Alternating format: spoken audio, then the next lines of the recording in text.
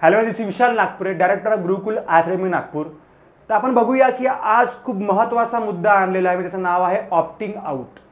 आज खूप लोकांना याचा अर्थ माहिती नाही आहे, पण जे MPSC, WRD, WCD, तलाठी जे पण सर्व विद्यार्थी एक्झाम देत आहे, पास झालेले आहे, जे नवीन विद्यार्थी वेटिंगवर आहे, त्या वेटिंगवाल्याला विचारा की ऑप्टिंग आउट काय आहे. तर आपण बघूया सर्वात पहिले की आपण काय सांगितलं याच्यामध्ये.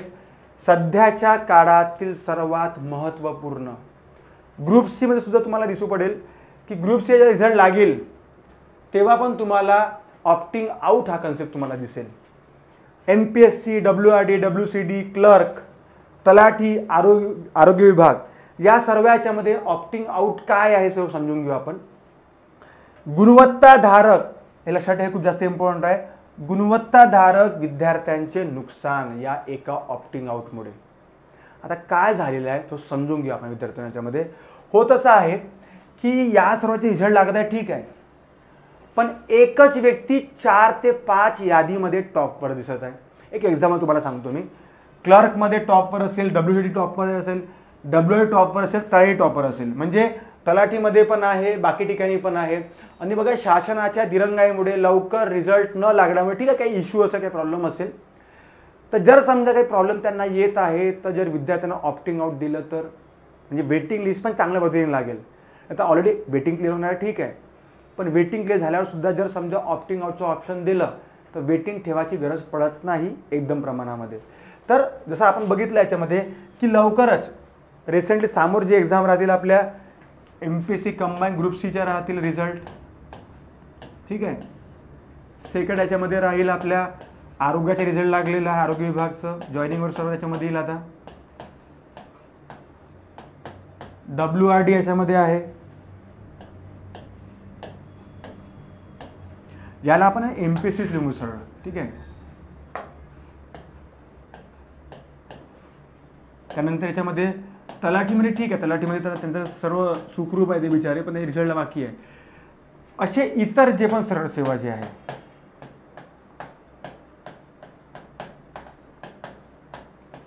आता तो समजून घ्या काय आहे ऑप्टिंग आउट. जर समजा मी ऑप्टिंग आउटचा ऑप्शन जनरली प्रत्येक एक्झाममध्ये दिला तर होईल का. एक एक्झाम्पल बघू आपण. फॉर एक्झाम्पल 182 समजून घ्या कट ऑफ आहे, ठीक आहे. याच्यावर समजून घ्या 5 पोस्ट आहेत. 182च्या 5 जागा होत्या, कट ऑफ आहे 182. जो 181 वाला आहे तो वेटिंगवर जाईल, है ना. पण या 5 पोस्ट पैकी 3 जण बाकी ठिकाणी ऑलरेडी जॉईन झालेले आहे किंवा त्याचे रिझल्ट आलेले आहे, जॉईनचे सुद्धा रिझल्ट आलेले आहे. तर होऊ शकते या 5 पैकी 3 जे विद्यार्थी आहे ऑप्ट करतील, ऑप्टिंग आउट करेल, म्हणजे जागा सोडून देईल. 3 सोडून द्या. जर एकाने पण सोडलं ना तर याचं नाव डायरेक्ट याच्यामध्ये येऊन जाते आणि बाकी 2 मीटिंग पुन्हा राहते. म्हणजे बघा होत काय आहे की या ऑप्टिंग आउटमध्ये खूप सिरियस इश्यू चालू आहे. एक एक्झाम्पल तलाठीचे समजून घ्या, 4500 मुलं. जर यांचा रिझल्ट लवकर लागला तर सर्वात जास्त फायदा आहे बॉस MPSC वाल्यांना, ग्रुप सी वाल्यांना. कारण की मला वाटत नाही की तलाठीवाले ग्रुप सी जॉईन करतील जनरली म्हणजे 95% मी विचारलं विद्यार्थी तलाठी की ग्रुप सी, ते म्हणतात की तलाठी, जे पण रिझन असेल, ठीक आहे. आरोग्य विभाग ग्रुप D समजून घ्या आहे, इथे पण आहे, इथे पण आहे, इथे पण आहे, इथे पण आहे.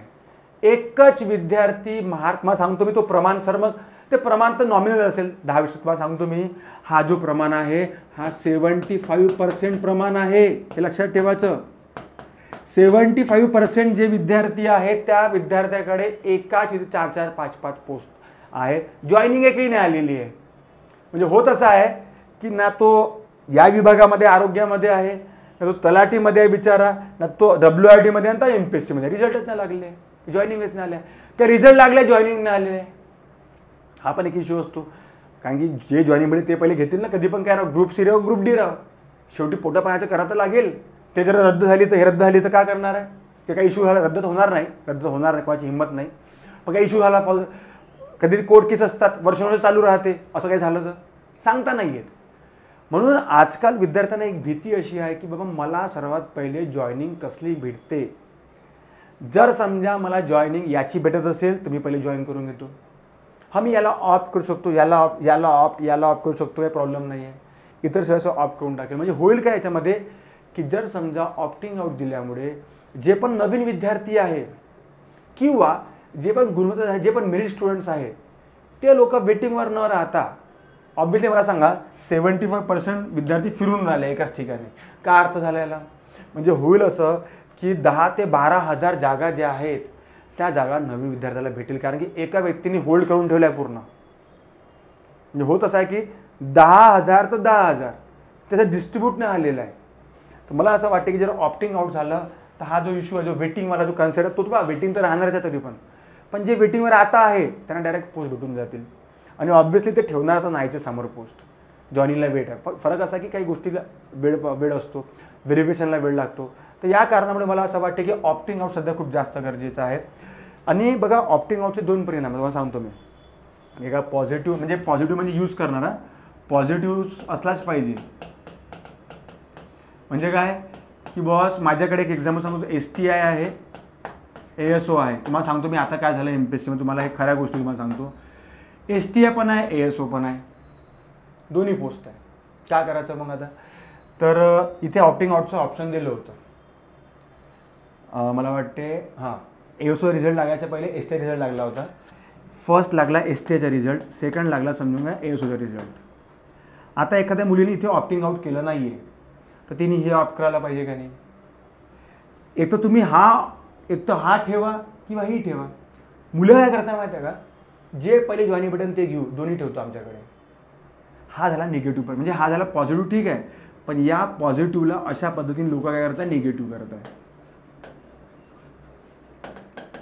म्हणजे काय, आम्ही सर ही जागा पण ठेवू, जे पहिले जॉईनिंग आहे ते आम्ही घेऊन नंतर पाहू का होतं. तर एवढी भीती या पोरांना ऑब्व्हियसली असली पाहिजे. जॉबचा आहे, काही प्रॉब्लेम नाही आहे. पण मला असं वाटते की जर समजा ऑब्व्हियसली हे MPC पोस्ट आहे, हे जॉईनिंग देणारच आहे.